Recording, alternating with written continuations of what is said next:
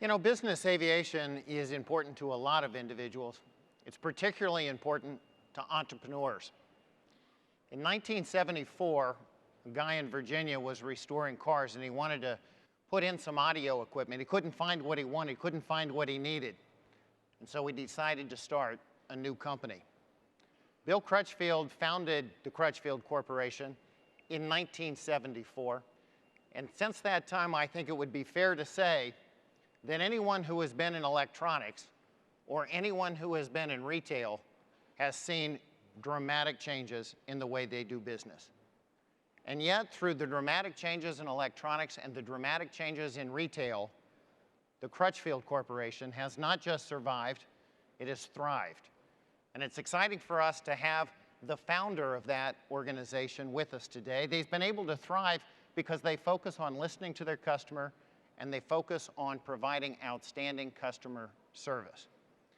We've got a chance today to hear from the person who founded it. I remember talking to Bill Crutchfield a couple of months ago, and he was telling me that aviation, particularly general aviation, was important to his company and important to him as an executive, because the lessons that were being taught in the cockpit and the mobility that was being utilized were fundamental to their success. I said, Bill, that's a great story. Come to NBAA and tell it. Please help me welcome the founder of Crutchfield Corporation, Bill Crutchfield. Thank you. Thank you, Ed. I appreciate that introduction. I was looking this morning at my no plane, no gain pen, and I was thinking about it. I think we all understand what a plane is, obviously. There's no perception problem there. But I don't think everyone in our society understands what gain means. So there is a perception issue. We all know the economic benefits of general aviation. I know in my case it's been invaluable in growing my business. I'm certain in your businesses as well. We know the employment that general aviation creates.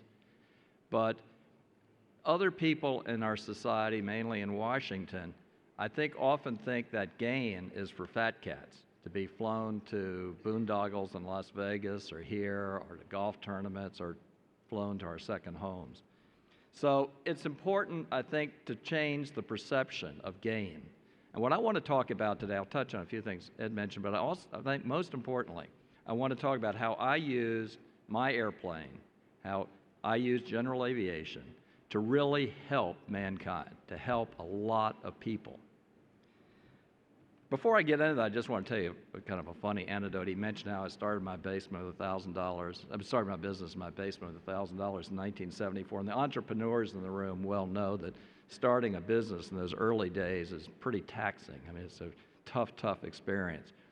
And, you know, it's not a lot of money in the bank that's often the goal. It's other things that may be the goal for going through that ordeal. One of my goals, Russ Meyer, was a Cessna 150. I had a picture of a 150 up above my packing station. So as I packed my boxes, I thought one day I might be able to own a Cessna 150. And lo and behold, 2 years later, I was able to buy a used one. So that, you know, so possibly I could have had a pen. Without the dream of a plane, there may have been no gain in having a business.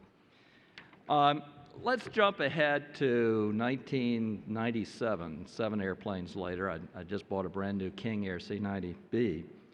And 2 other events happened in 1997, in addition to owning, for the first time, what I consider a very safe, reliable, all-weather airplane, as turbine airplanes can be. The second thing, Charlottesville, Virginia, where we're headquartered, had the interesting distinction of having the second lowest unemployment rate in the country. We were down to 0.8%, that's 0.8% unemployment, way beyond full employment. I think there was a city in Missouri that had a slightly lower one. And it was such a problem that we could not hire people. And our company always wins awards for being the best employer in the region. And even we couldn't get adequate people. We were down about 50 or 60 service people in our call centers, our sales, our customer service, our technical support centers. And so that was problem number 1, or event number 2, I'm sorry. Event number 3 in that same year, the governor of Virginia appointed me to the board of the University of Virginia. Now let's pull these, bring these three items into alignment. The solution to my manpower problem was very simple. We could open a remote call center. That's what many direct marketers do. And the logical place, we had to keep it in Virginia for sales tax reasons. If I'd located it in Florida, for instance, we'd have to collect sales tax on all our Florida sales. So we wanted to keep it in Virginia, but we had a perfect place for it, and that's the Norfolk area. Norfolk has a great airport. They have superb economic development people. They have fabulous fiber optics, plenty of bandwidth, plenty of commercial buildings that I could have rented, and a lot of subsidies from the community to do that. But more importantly, Norfolk had a great workforce. About 16,000, at that time, 16,000 young military veterans were being released from the service. As you know, Norfolk has our largest naval base. We have Langley Air Force Base nearby and Fort Eustis nearby. So 16,000 people were pouring into the job market every year, great potential employees. That was would be a very logical place to go. Now let me go to that third event, being on the board of the University of Virginia. The chairman of our board, what we call a rector, assigned me to a committee. All board members serve various committees, and one of the committees I was assigned to was our only branch college, and it's down in the southwestern corner of Virginia, in Wise, Virginia. In fact, it's as far west as Detroit, Michigan. If you visualize our state, it's like a triangle. And the far southwestern corner is way, way out there. It's only about 6 miles from the Kentucky border. And this region of Virginia is in Appalachia, which, as you know, is considered one of the poorest, most destitute parts of our country. And, but fortunately, another nice aspect of that area, they have a good little general aviation airport. It's an hour from any commercial service, which is in Tri-Cities, Tennessee. But this airport is strictly GA. It was safe. It was built from an old reclaimed strip coal mine. It's up on a high plateau, so it's above the mountainous terrain, 5,300-foot runway, localizer approach. And an ATC facility, Indianapolis Center, has a facility on a mountain about 20 miles away. So you have radar coverage right down to the ground, which is something nice flying IFR in mountains.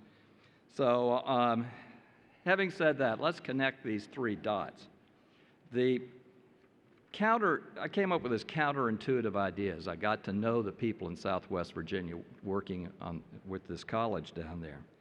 So I came up with this totally counterintuitive idea of opening that call center, not in Norfolk, where that would have been the logical place, but to open it in Wise, Virginia, in the far southwest corner of Virginia. There were some benefits to that decision. One, they had a big pool of workers. In 1997, the year that I made this decision, the unemployment rate was over 14%. The real unemployment rate was probably 25, 30% because there were so many discouraged workers, so many people had dropped out of the workforce. The branch college was graduating many talented people. There was no place for them to go except into the education system, being public school teachers. The only other place they would end up would be coal mines or timbering operations or working convenience stores. And this is kind of tragic considering they're bright, well-educated four-year college graduates. The other one would they had a tremendous work ethic. I had a friend who owned a coal mine business, pretty big coal mining business, and he told me that his workers in that part of the state were the brightest, the hardest working people that he had in his system. However, there were some enormous problems with this move. One, there was no commercial office space down there. I mean, nobody would build spec office space in a place like that because there was absolutely no economic opportunity. But fortunately for us, Verizon ended up loaning us a floor in their building that just not many years before had been telephone operators. This place was the last area in the AT&T system that had true telephone operators. The last place, put it another way, the last place to adopt telephone direct dialing. So we were able to get that. Digital communications were a real nightmare. Trying to get digital lines between our computers and telephone switch in Charlottesville, Virginia, down to this area was almost impossible. We had to go through 3 different telephone companies just to get what's called a T1 circuit in.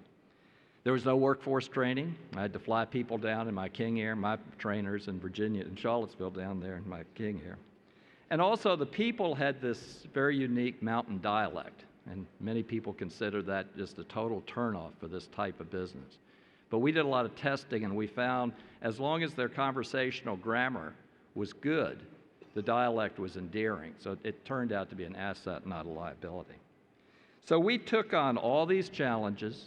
We've had a couple kind of progressed up. Our current call center down there is state-of-the-art. It's even nicer than the call centers we have in Charlottesville.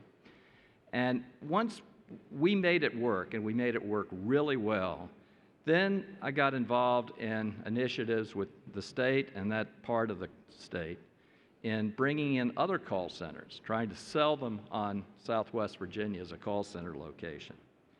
And we brought in Travelocity.com, we brought in Sprint, Verizon, and then a big third-party call center provider called Sykes, and they were doing work for Microsoft and companies like that. Then some smaller call centers. We brought in direct jobs. I thought it was a little over 1,000, but my call center manager told me the other day he thinks it's more like 2,000 just in the call center industry, just those call center jobs. Now, we all know about economic multipliers, and the economic multiplier is pretty extreme in a case like this because these are all incremental jobs. You know, you can have like a big, huge store come in and build a supercenter and hire 400 people, but they're not all incremental because some stores will go out of business, some stores will have to cut back their employment because they can't compete with the supercenter. So those are not 400 incremental jobs. But when you bring in jobs for a call center or jobs for manufacturing into a region like that, they're all incremental. So we get the 5-time multiplier. And when that happens, you know, our people, the call center people, go out and spend money. They buy new houses, they buy new cars, they buy new furniture, they buy new clothes, they take their families to restaurants. They do all of these things in the community to stimulate the economic activity. And so that, in essence, we ended up with about 5,000 to 10,000 people being positively impacted by this initiative to bring call center jobs when you factored in the economic indicator or in multiplier. So really I'm running out of time, that's really the essence of my message here, that airplanes can be used for other purposes than just enriching the company. They can be used in enriching the greater community, and a little bit some metrics here regarding the greater community. I told you we started with a 14%, really more like a 25% unemployment rate. 3 years later, we had it down to 4.5% in that region. The federal government was able to take that whole area off the poverty list. So this is a case. Had I not had an airplane, had the FAA not invested in that little airport down there, I would not have opened a call center in Southwest Virginia. These other companies would not have come in, and the unemployment rate might still be 25%, and thousands and thousands of people would not be living the quality of life. So this is the type of thing I think we have to concentrate on. You know, what does that gain mean? That gain means that general aviation can be used to serve people who are not in our industry, who are not in our companies, but people who are just everyday Americans. And that's the message. And I think if that message got out more, we might not see the hostility in Washington that we're seeing now. Well, thank you very much. Enjoyed being here.